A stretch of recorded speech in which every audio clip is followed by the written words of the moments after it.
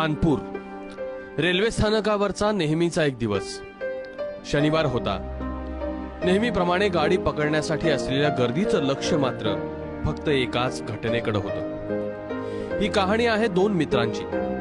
Railway स्थानकावरच्या हायटेन्शन वायरचा झटका बसला आणि एक माकड अर्धवट जळालेल्या अवस्थेत निपचित पडलं होतं। इलेक्ट्रिक पोल आणि ट्रॅकच्या मध्ये अशा अडचणीच्या ठिकाणी ते माकड अडकलं। सोबत असलेल्या त्या माकडाच्या मित्रानं त्याच्याकडे धाव घेतली। माकड तर मेलं म्हणून बघ्यांनी फक्त मोबाईल काढले आणि त्या माकडाची असह्यता आपल्या कॅमेऱ्यात कैद करण्यास सुरुवात केली। एकटाही माणूस पुढे सरसावला नाही।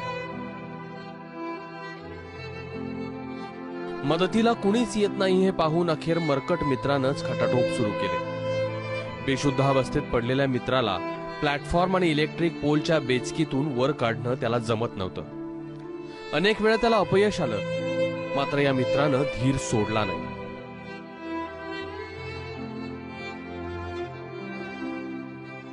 संकटात असलेल्या मित्राला तिथंच सोडून जाणं त्याला पटलंच नाही। त्यानं आटोकाट प्रयत्न केला।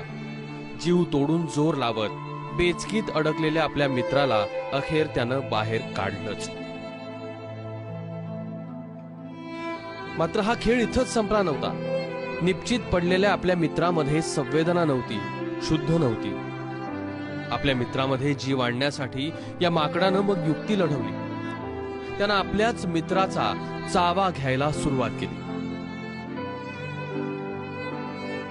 त्याला हलवलं, डुलवलं, काही वेळा आपटलंही, पण तरीही तो शुद्धीवर येत नव्हता।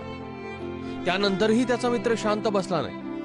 त्याने एखाद्या निष्णात डॉक्टराप्रमाणे मित्रावर उपचार करायला सुरुवात केली। पाठीत, डोक्यात, मानेवर अशा विविध ठिकाणी चावा घ्यायला सुरुवात केली।